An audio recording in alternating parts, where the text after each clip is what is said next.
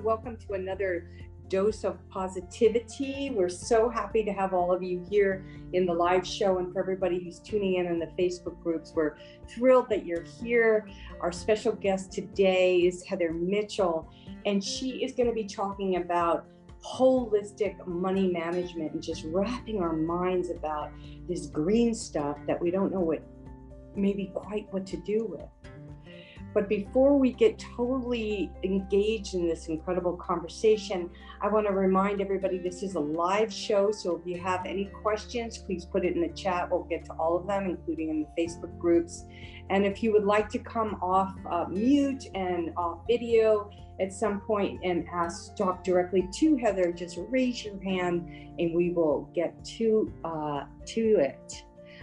Before we get started in having a great relationship with money, I wanted to let you all know, first of all, how much I appreciate you, and that if you want to put your money somewhere really valuable and really important, we're going to pop in Eco-Inspired by Nature into the chat, where I sell my books and also my nature prints and my retreats and so forth. And you get a 20% discount off on your first order. And all profits are going right now to the Get Well funds to help Tel get through her final phases of cancer. And she's doing great. And we want to thank everybody so far who has purchased from Eco-Inspired by Nature, because you're going to learn in this conversation, when you put your heart into a business or working for a company that is doing good things and making a difference in the world, it's a great place to invest your money. So thank you all for checking that out. So I have a really awesome quote to read to you. And then I know I'm sitting on a pillow, and I'm on my husband's laptop. But because my computer's giving me problems. And also we are having an epic windstorm here on the Big Island of Hawaii. So if we get disconnected, we will definitely bring Heather Mitchell back because power outages are frequent during these windstorms. So I'm going to be reading from Living Like the Future Matters, The Evolution of a Soul to Soul Entrepreneur, just a couple of things. And this is a beautiful quote I want to start off this conversation with. It's a Native American saying, and it says this: when the last tree has been cut down, the last fish caught, the last river poisoned, only then will we realize that we cannot eat money. So this is in my own words. And this was in about 1986, and this is in my chapter called Blooming. And I had my bakery and cafe, and I was making a lot of money. So when I started to make more money than I ever imagined, I realized it had the power to both empower and create, or disempower and destroy. A make money mindset was most effective when I was grateful and I shared the wealth. Making more money meant business was good. I provided a service that people appreciated, and I created opportunities for people to work in an environment that fostered good intentions. It felt good to donate money to causes that I believed in and to lend money to others. To build true wealth meant to put my money into helping others and Mother Earth. All these reasons made money meaningful.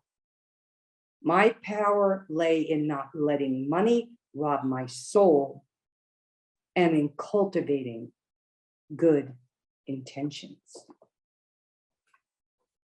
So no surprise that we got Heather Mitchell in the house, because she has the right mindset around money. So I'm just using two computers here so while I read this bio, excuse me for not staring at all your beautiful faces, but Heather is not only a money mindset person, she is a holistic mentor and also the co-founder of a company with her wonderful husband called Equilibrium, which you'll learn about, and the link will be in the chat. She combines insights for human behavior research, quantum physics, and portfolio investing. I don't know if you guys have a portfolio, but I do. So Heather, I'm going to be asking you some questions. Heather helps clients shrug off unhealthy beliefs and traumas around money to build a life of abundance across the 5 pillars of finding inner equilibrium model. Heather's extensive careers both in the UK and Australia, and you're going to love this woman's accent. Her credentials include 15 years as a quantum research and data analysis, working for some of the world's largest brands. And you're going to share what those brands are with us, okay? Personal investing from a very young age herself. She covers all financial investments products from stocks and shares, even to cryptocurrency.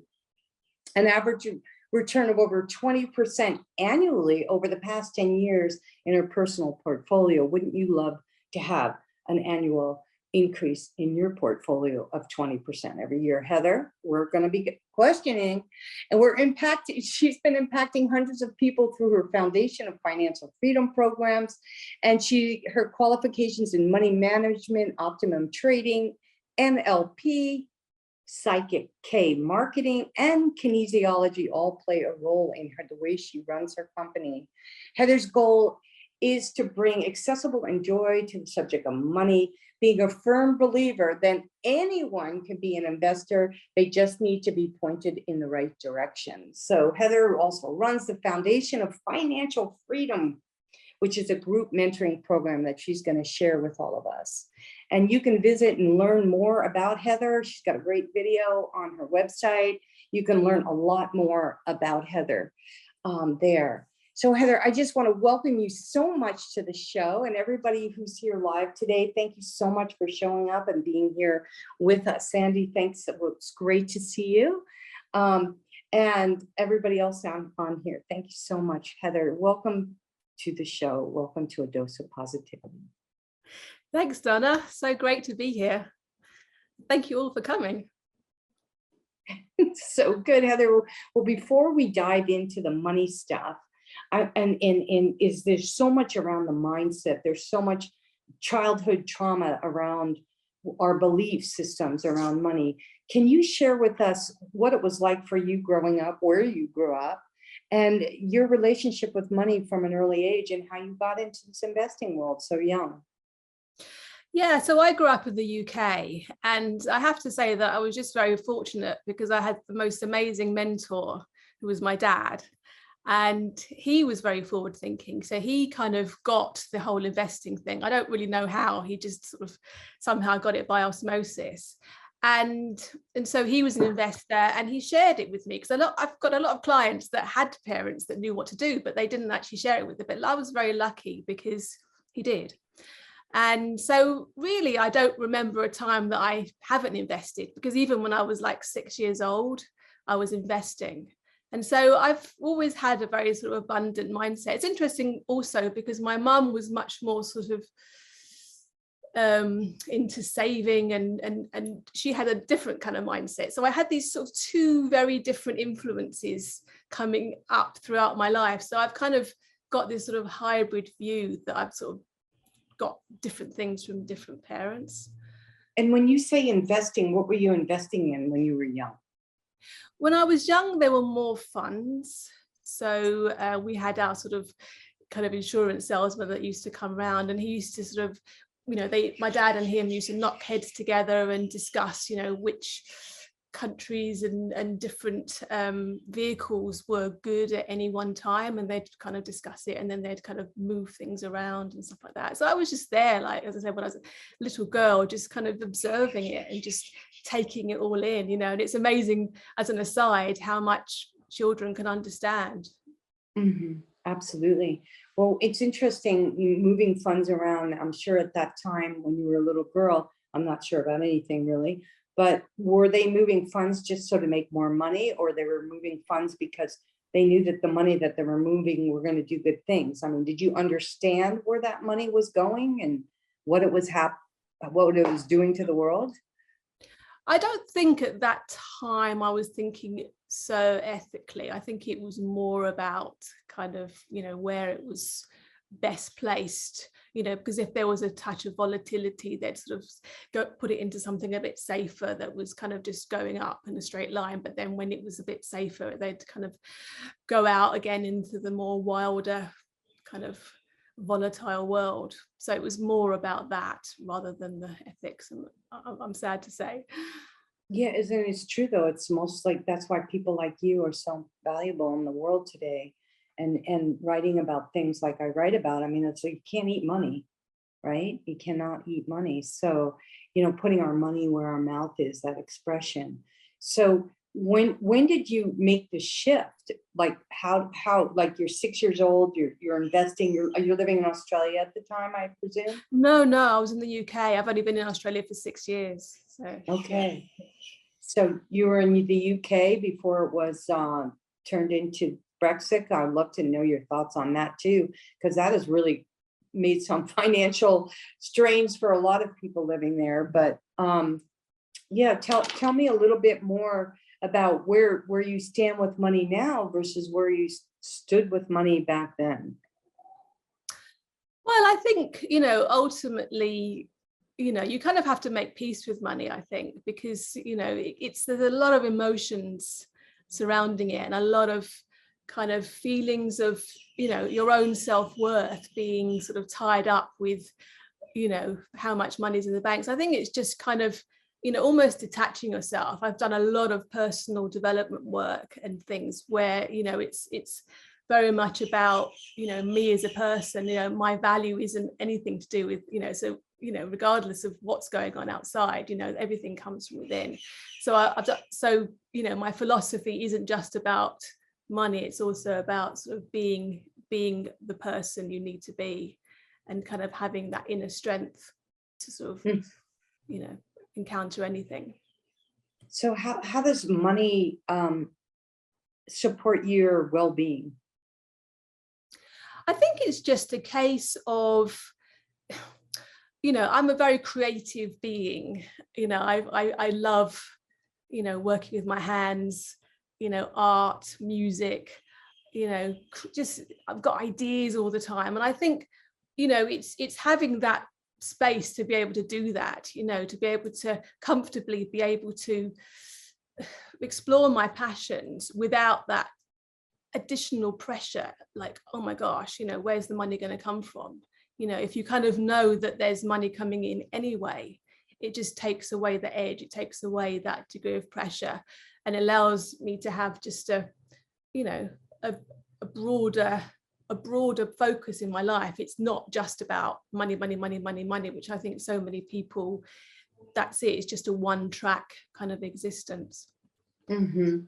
So when I'm hearing what you're saying right now, but when you think of people like maybe your clients or general looking at the global situation where we're at in regards to recession and also the cost of living, the scarcity that's out there in people's minds, there seems to be a shift in people's money mindsets right now. And almost like scarcity, right? And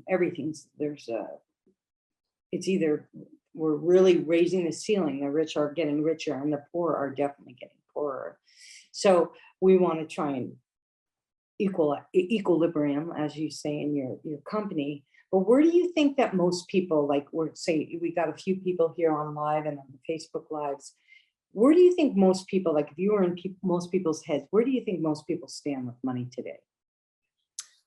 Well, I think the first thing we need to establish is that we're feeling bodies and our emotions run the show. So, just even, in terms of when you buy something, you think it's a very logical kind of rational thing, but really it's your emotions that really make the decisions. So I think, ultimately that, we all have a relationship with money. We may not realize what it is, but it all kind of ties together. So, most people, they want more money. They know they want more money, but there's some degree of trauma attached to that, whether it's their own trauma or whether it's trauma from their parents or relatives or ancestors, there's this sort of trauma that's intrinsically attached to this whole notion of money. So whilst we do want more money, it also is tied up with mistrust, with pain, with fear, maybe even with hatred. So if you've got this kind of feeling around money, then you certainly don't want more of that. So it's got this sort of case around it, which is, quite scary and quite horrible.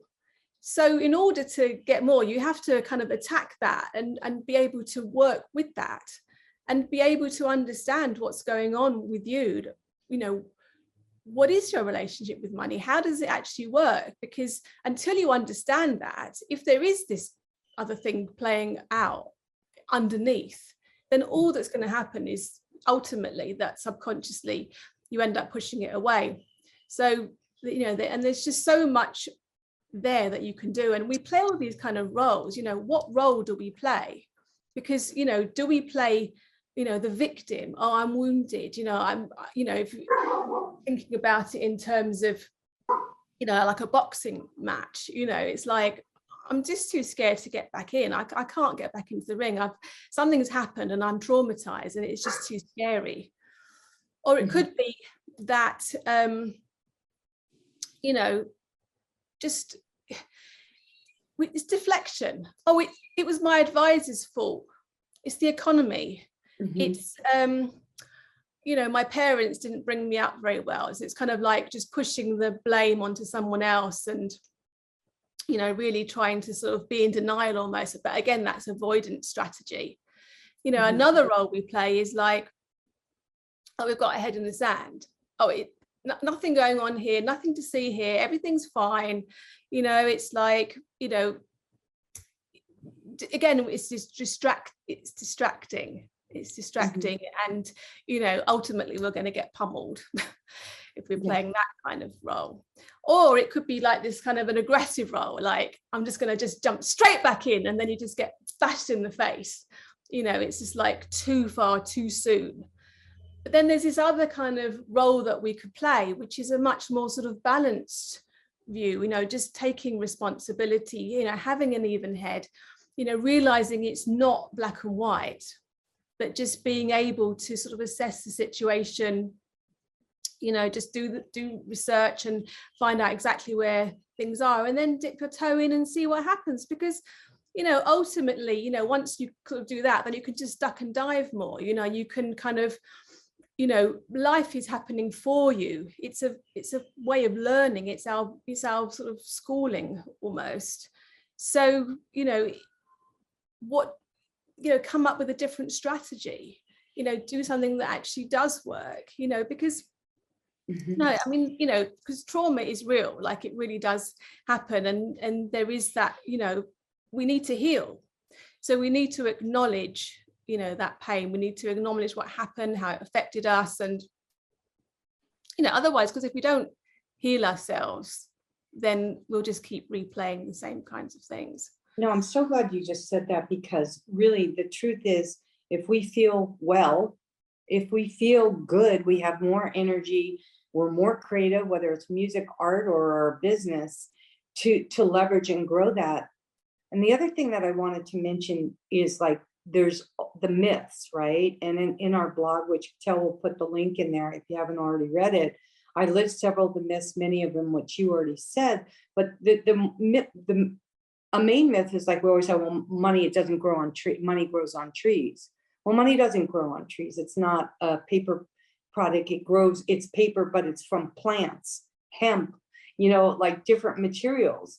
And so it's just having that, the financial vocabulary, the financial education, and not being afraid. Like, it's not rocket science. It's simpler than learning the ABCs when you're 4 or 5 years old.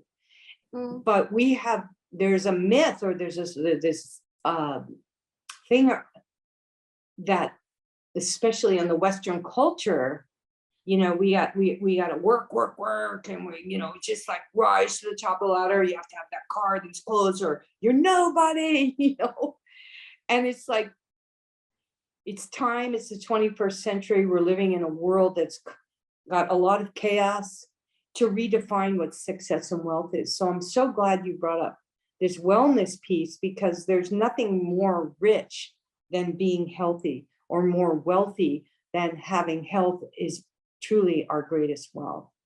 So when you're working with someone who has the trauma, say around money, what is your way to unlock the floodgates, to reverse engineer the mindset, the psychology that's holding people back from self-worth, right, and dignity? Yeah, so we kind of go back, we look at people's money stories, we really understand like what actually went on, like, what did happen when you were a child, what stories were you told, Yes. what happened to your ancestors, because all these things, you think, oh, that doesn't matter, that was before, but obviously it all plays in. It's like the patterns go over and over and over, and the more the patterns happen, the more it will happen more. So it's really getting to the bottom of it. It's really understanding, like I had a client who had a whole line of women who never worked, and she was the first woman in her family that worked. And so there was a lot of guilt and shame around that, so again, it's like just identifying, what is it for you that really is kind of stopping you? Because, if we don't do anything, we just stand in our own way, and we're pushing really hard, but nothing really happens. Yeah. So it's really a case of just really identifying it and then facing our fears. We have to be able to, just look our fears in the eye and just be able to heal from them. Because if we don't really sit with our traumas and our fears and our, pain and our disappointment, if we don't sit with those things, then they're just playing out in the background. We need to actually be able to sit with them and hold a space for them and allow them to heal. And then once they heal, then we have, space to be able to do the next thing. We can kind of move forward. But otherwise, they're just holding us back, like they're just holding onto our ankles, and we just can't really move anywhere. Yeah, these old stories that don't serve us. Like I always have an expression: compost what doesn't serve you and nourish what does. What we focus on grows, right? If we're focusing on having abundance, focused around a gratitude mindset that we're worthy, it's a whole different thing than, I'm a piece of shit and my parents, never gave me the tools or whatever, so I'm going to be just like them. And, and then if I get some money, I'm going to go buy a 6-pack of beer. I mean, there is some more of that happening now. I mean, these are just not just shooting out of the hip. I mean, you see it every day when you go to town and to the convenience store. Someone's all worked really hard all day doing grunt work and hurting their backs, especially here in Hawaii. There's a lot of gardening, and they're at the counter with a 6-pack of beer and a bag of chips.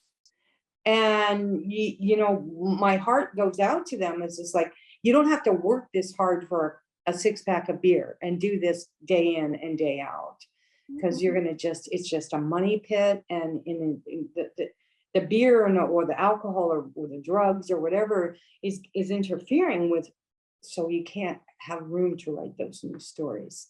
And that there is that trauma behind there. So what are some exercises or tangible things that you can give our audience, how you help people get through trauma?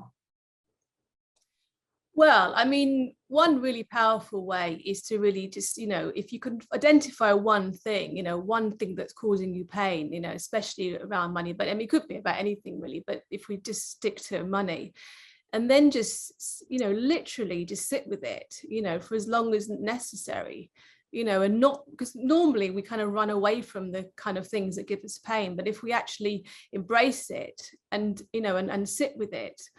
But what do you mean when you say sit with it? Because I'm sitting right now. What do you mean when you say sit with it? So say you have the feeling like, I'm not worthy to have a wealthy life, for example, then, if we sit with that thought, I'm not worthy, and you almost like nurture it like a baby and just, realize that this is a part of you that is actually feeling this way. So rather than kind of shunning it, which is what we normally do, we know, oh, don't be silly, and just ignore it, we actually sit with it and we hold it and we hold a space for it. but at the same time realizing that we are not that feeling. You know, we are much greater than that feeling. You know, we can step out, we can step above that feeling. So we're in a safe place, we're a safe vantage point to be able to see what our body's doing and allow the body to actually heal from that trauma without actually having to be in the drama of it and in the pain and emotion of it. So it's really powerful. And you know, I've done it.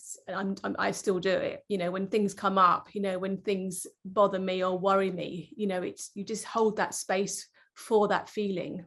And, you know, it's as long as it takes, but it does actually work its way through your body in the way that it wants to. You know, you can't really rush it, but it comes out the other side and you just feel so much lighter.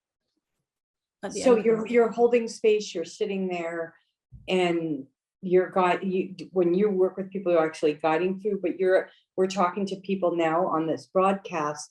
So what like just something more tangible, like I'm just thinking, do you do breathing techniques, or how does somebody just like sit with it and get through it, right?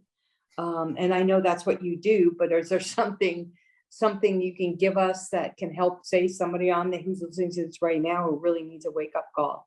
Yeah, of course. Well, I said it's almost like, imagine it as a 5-year-old child. You know, if a 5-year-old child came to you with a problem, you wouldn't just say, oh, run along, or, you know, or just sort of, you know, sort of gloss over it. You know, you might sit them on your lap and say, oh, what's going on, you know, and talk to them and nurture them and you know, hear them. They just want to be heard, you know. And it's exactly the same for our feelings and emotions. They just want to be heard. So if we can kind of embrace them rather than, you know, because they're trying to say something, they're trying to tell us something, it's a message. Right.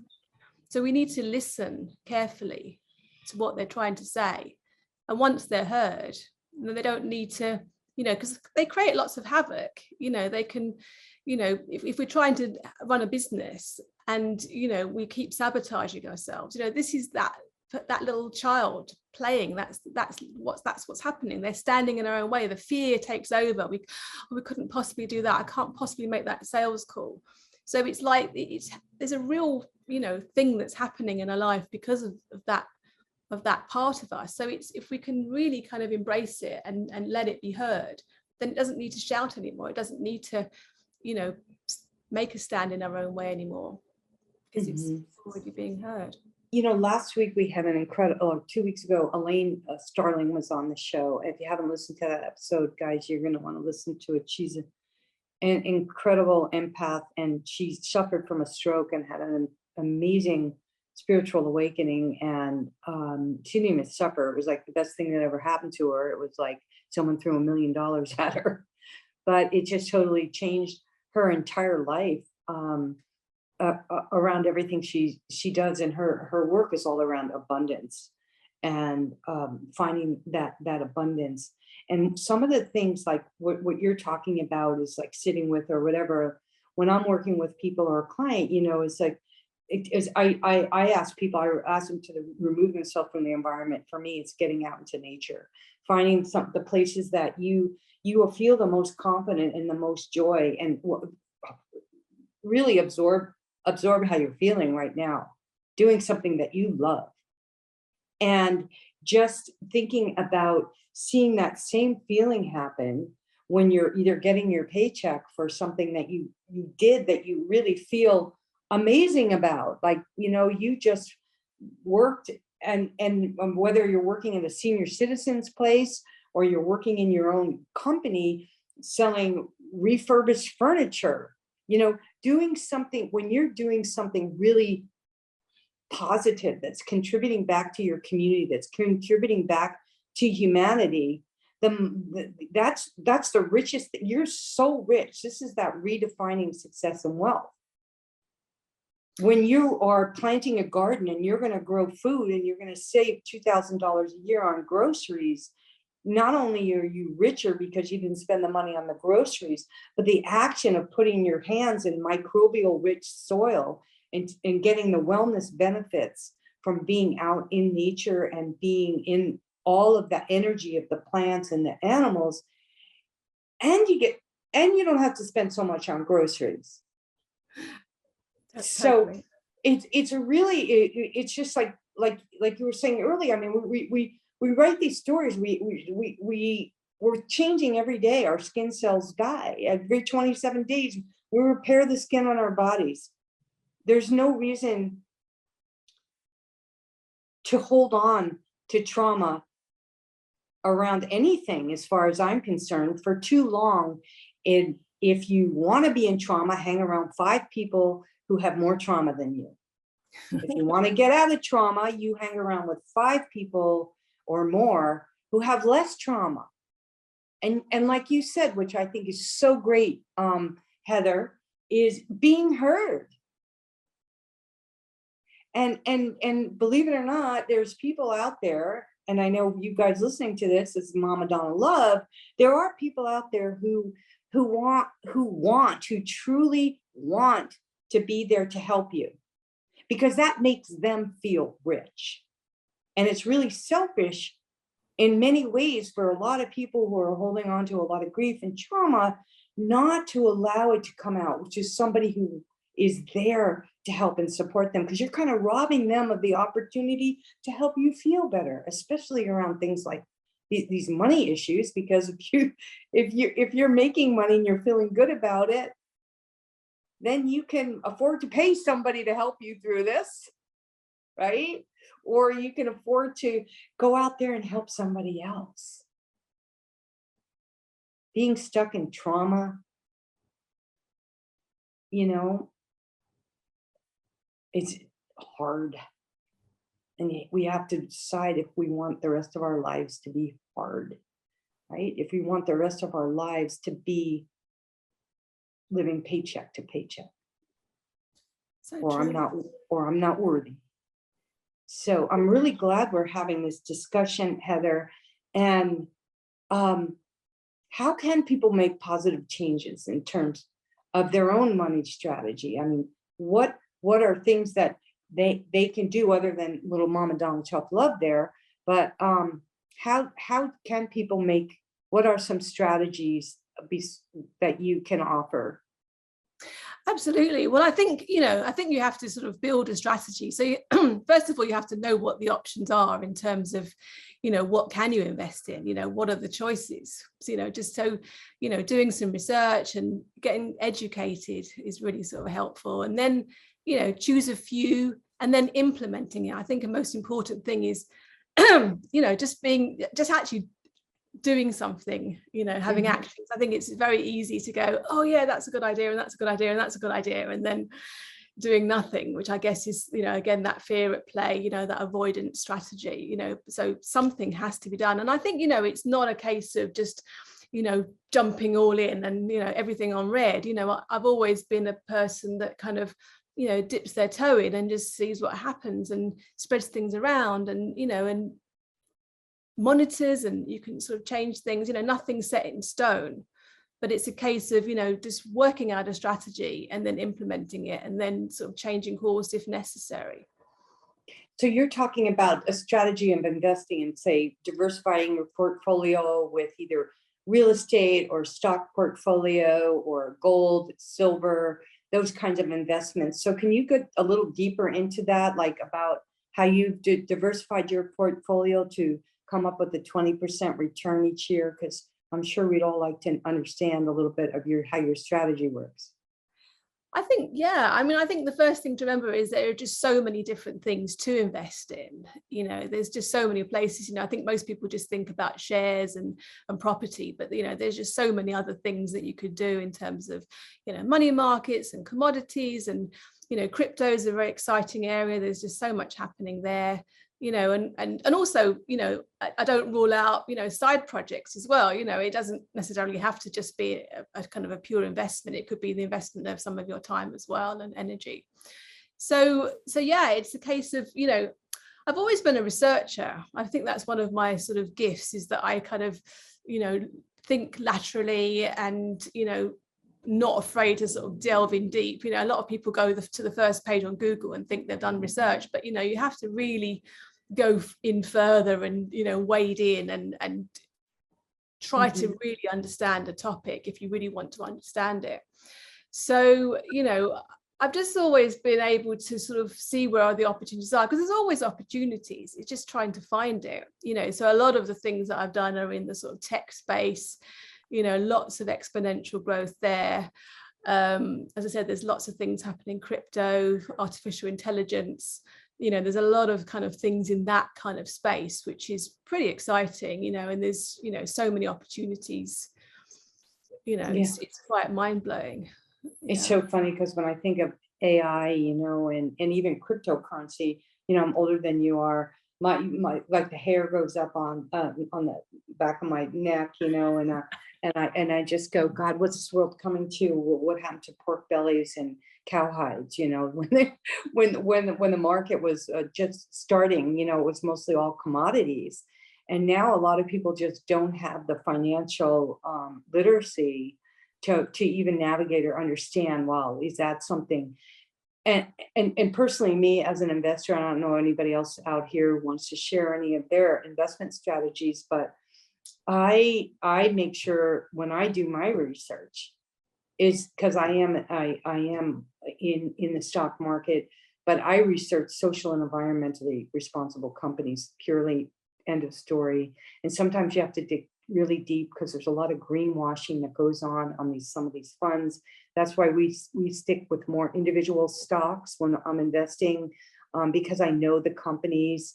You know, I'm not even that big on alternative energy because, you know, a lot of the alternative energies are pretty much run and managed by fossil fuel companies, and to flip over this whole infrastructure to be completely a renewable energy world, there are a lot of consequences with the batteries and all of the mining that goes in with all of that.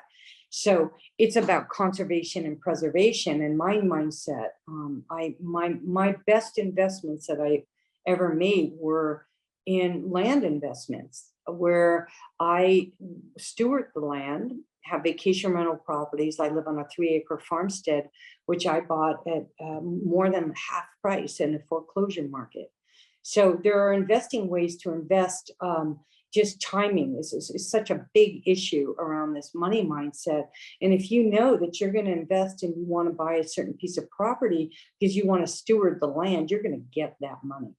If you want to buy and just flip the land, and you know, or you know that there's, you know, problems with the land that you have and you're going to sell it and you're not going to disclose it, or even though, you know, it says you disclosed enough of it, you know, then you're playing that same greedy game.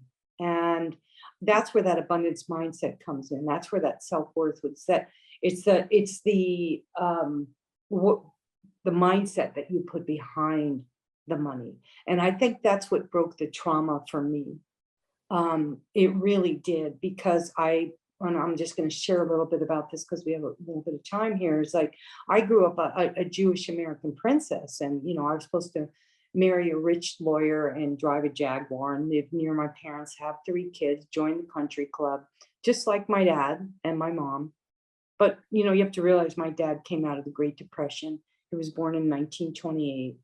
And he made sure, he really, and you can read this, you guys, if you haven't read my book already, it's all, a lot of my story is in here, and it's wrapped around the unattainable, unsustainable American dream, where, you know, everybody was chasing money.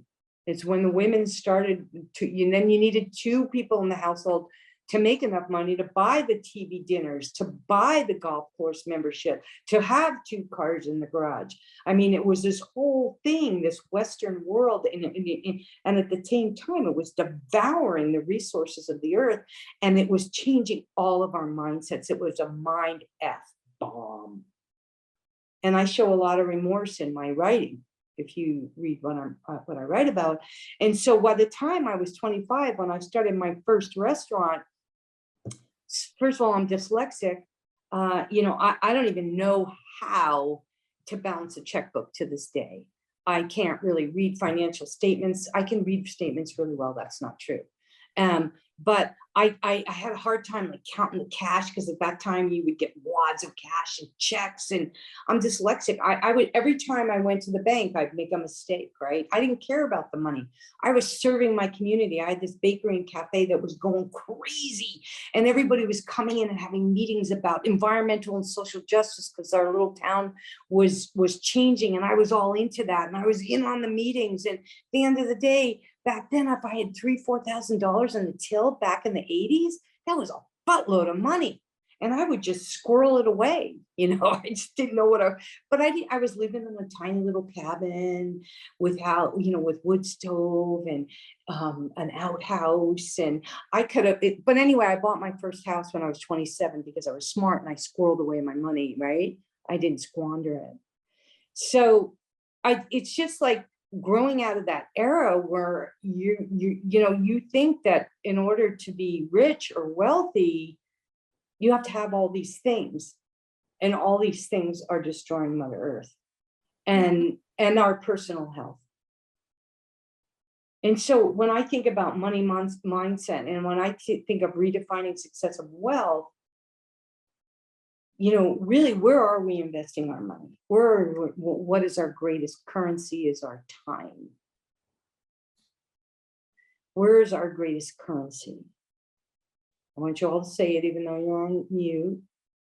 It's our time.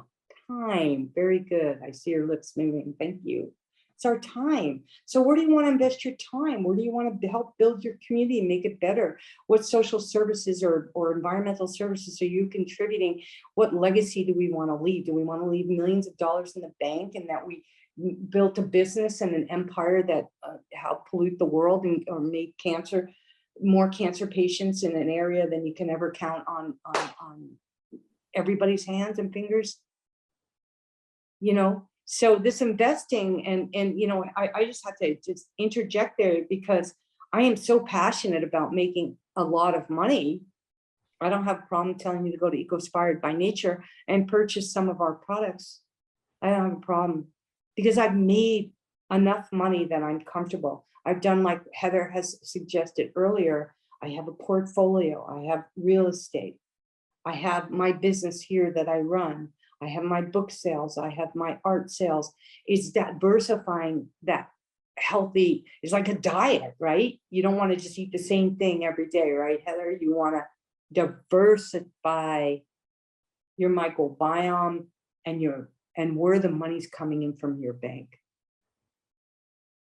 So I know I just went off on that, and I really appreciate you all listening to me, because this is a topic that I love to talk about too, Heather. So can you please go into some of the most lucrative financial strategies that you have done to maintain this 20%? Because like you said, you delve into the research. There's a lot to know.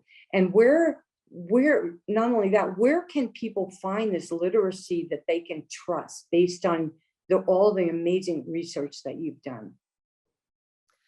I think, it's like you just have to look for advisors that you trust. That's one thing, and just being, comfortable with doing a lot of research, because if you are comfortable with doing the work, then you find the same kinds of things coming up. So, you can build your own strategy out of that. It's a case of, just trying to think about it intelligently, and really the way that I've kind of operated the last sort of 15 or so years is to try and, just envisage the future, to try and sort of get a view of what you think the future is going to be, because the closer that you can get to that sort of idea of where you think it's going, the more you can align with the businesses and companies that are actually making that reality happen. Because all of these innovations are through some sort of business, whatever form it takes.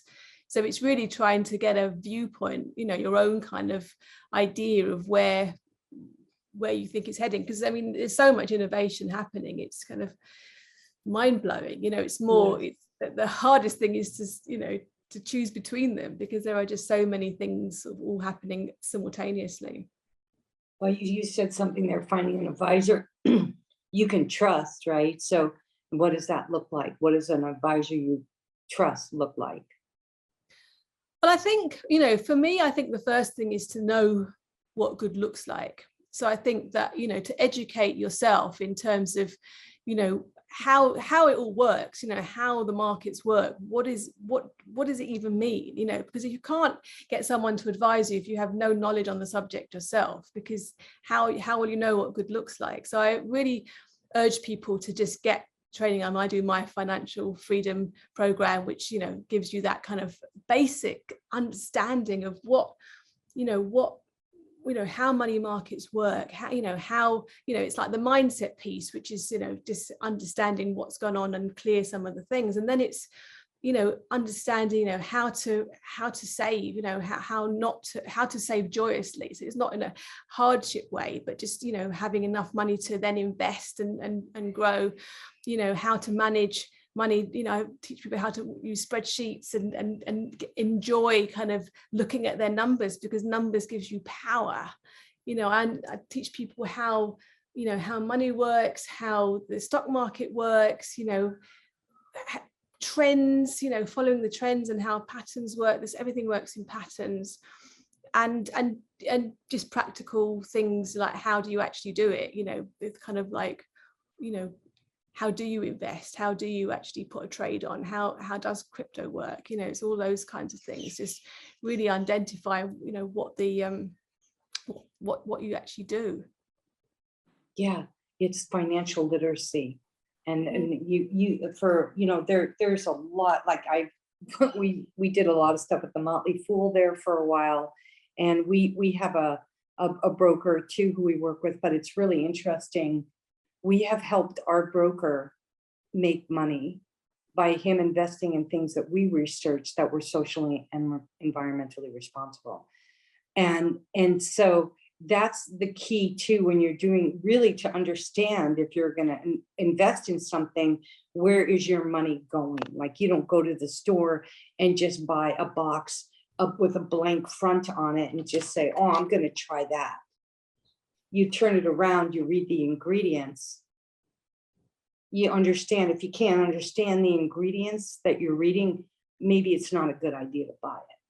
So like what Heather's saying is that financial literacy piece is really critical, and that's something she can help you with. And you can find information for free too on YouTube. And there's a lot of things out there, and then all of them will have an info commercial trying to pull you in to come to a free webinar to learn their strategies. So you, like for me, the most important thing out of this conversation, coming from like the Mama Donna thing, is just like, how do we make money by being conservative and have preservation?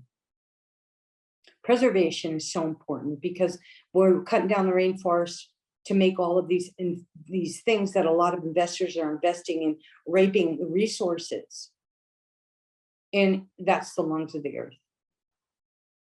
If we can't breathe, we can't spend the money. We really have a responsibility to really understand who you're getting your advice from. It's very, very, like, I don't want to say easy, but it's easier to make a lot of money when you're investing in things that you know about, you can contribute to, you can get on a board meeting once you're invested in the stock, where you can make change with your money, because your money matters. I love that. Your money matters. Your money matters where you spend it.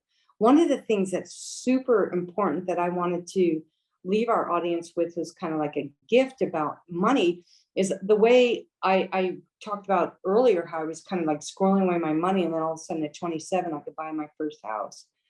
Is, you know, the best way, maybe not to make money, but to make more money is by how you spend your money. Like, I bought this dress for $1 at the thrift store, you know, or these earrings, or I, you know, going to garage sales, doing clothes swaps, changing the story around, so that this is the fun thing we're going to do. We're not going to go out and drink a bottle of wine and spend $100 on dinner. we're going to get all the girls together and we are going to have a clothes swap. And we're going to drink herbal tea, or you can even have wine too. I've gotten my best clothes at clothes swaps.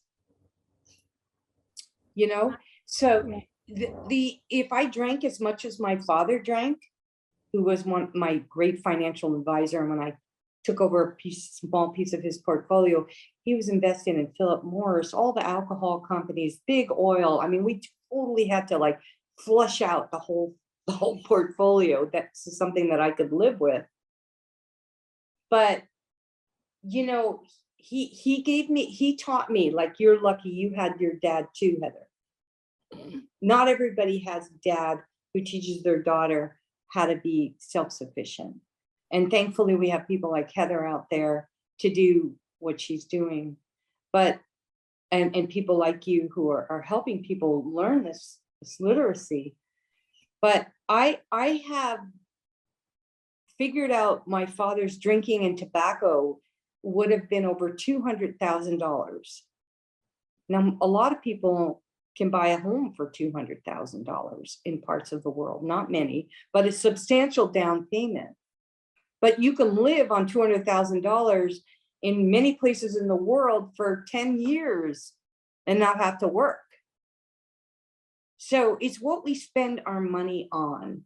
And my dad made a lot of smart investments, well, in terms of maybe smart money. So he made good money on his investments.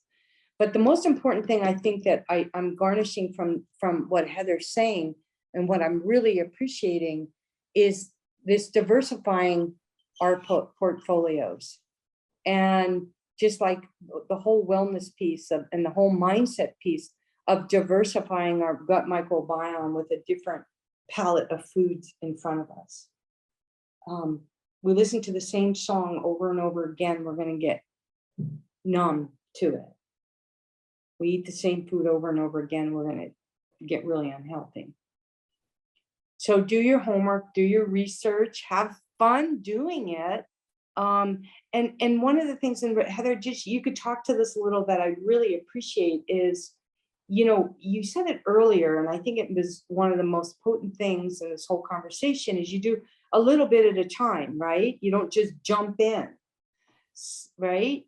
So if you could, that's a strategy right there, you know. So you and then you build confidence, and then you have to have, as my friend always said, you have to have the guts. You have to have guts, because all of a sudden, if the market declines or the real estate values tank, you don't go into this trauma state, right? This trauma state, I'm a F up. No, you just say, you know, this is like what you said earlier, this is part of a cycle. We just have to have the guts for it. Thank God I'm diversified and I have cash saved, or I have money in silver or crypto, or what other markets are doing. You don't put all your eggs in one basket, right? Absolutely. And I think that's the joy of diversifying, is that they have different cycles on the whole. I mean, not always, you know, sometimes a couple of markets go together, but if you can be diversified enough, then some markets work completely differently to another. So then, you know, that just helps you sleep well at night, you know, and that dipping the toe in, the same thing, you know, you just kind of try things out rather than kind of, you know, put the whole farm on one thing, you know. And that's you know, that it's just a microcosm of life, you know. You just wouldn't just jump straight into, you know, off a cliff, you know. You would sort of assess the situation, you know, and it just makes sense. And we just happen to be all women on this dose of positivity. And I think women, you know, we have been, you know, for that generational trauma that you spoke about, Heather, you know, we have been, you know, we're the housekeepers and the child bearers. And, you know, even though women have been working now for 100 years, you know, maybe 75 more so, I mean, we're still being paid 70 to 80% less in most of the same job positions. There's still a lot of trauma and a lot of women out there doing incredible work around this, to bring, you know, more fairness to the workplace, and also just the confidence to go out and challenge and get yourself in a position where you're not a slave to so many hours working that you don't have time to invest. Like, what percentage of someone's income do you recommend people invest? That would be a good final talk. Yeah, I mean, as much as possible, I guess, but if you can aim for like 10%, that would be amazing, just to be able to, almost just ring fence that amount, because that way, that isn't money you spend, that's money that grows.